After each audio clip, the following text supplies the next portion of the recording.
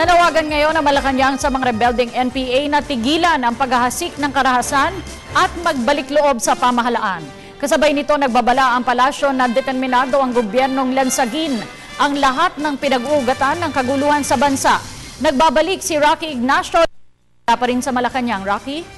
Yes, maraming salamat, Cathy. Tiniyak nga ng gobyerno na may sapat na puwersa ang gobyerno upang protektahan ang publiko laban sa mga banta ng New People's Army. Samantala, sinabi naman ni Presidential Spokesperson Edwin Lacerda na committed ang Aquino administration na matamo ang kapayapaan sa bansa. Tiniyak ng Malacanang ang kahandaan ng gobyerno na protektahan ang kaligtasan ng publiko laban sa banta ng New People's Army. Kasunod ito na naganap na ambush kay Ginoog City Mayor Ruti Gingona. There was a Marine battalion that was moved to the 4th Infantry Division, which covers Misamis Oriental. So the approximate headcount for the Marines are 500 people, and hot pursuit operations are now ongoing in Misamis Oriental. You want to challenge us? Go ahead. Make our day. Sinabi ito ni Presidential Spokesperson Edwin Lacerda kaugnay sa umano'y pagmaliit ng CPP, NPA, NDF sa direktiba ng Pangulo sa AFP at PNP laban sa itinatayong roadblocks ng rebelde sa panahon ng kampanya. Alam mo kasi itong mga ginagawa ng NPA ngayon kasi election season eh. So attention grabbing ang ginagawa nila eh. So dahil siguro panahon din para sila sa kanila kumita, may permit to campaign sila. So we're asking local politicians, do not succumb to this. This is not something that you should be doing. In the long run, it's not going to help the politicians kasi you'll be subject to their whims, subject to their mercy. At hindi natin kailangan. There's only one armed forces and we will protect you.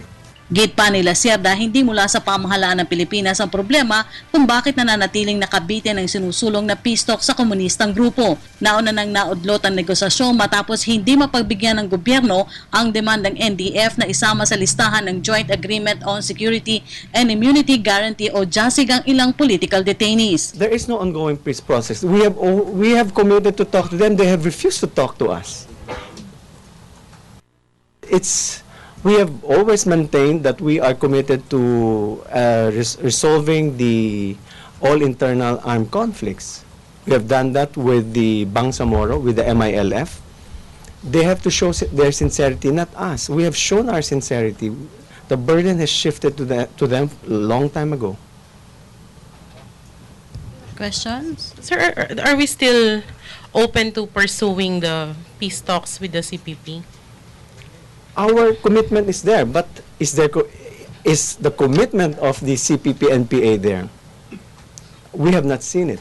Nanatili naman bukas ang pamahalaan sa pagsusulong ng kapayapaan. Dagdag pa ng palasyo, wala ng dahilan ng mga rebelde na magtago pa sa kabundukan dahil kumikilos ang pamahalaan na ipaabot ang kaukulang tulong upang mapabuti ang kalagayan ng maralitang pamilya. Abu Sayyaf is a terrorist group.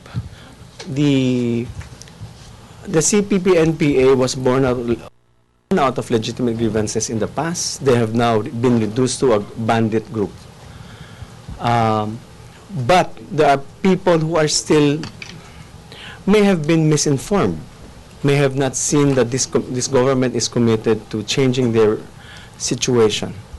We are telling, and also the AFP has a policy of bayanihan. Meron po tayong plano po sa ating mga kaibigan na nasa bundok. A number of them have decided to come down, and we're asking those who have remained behind to see what we can offer them.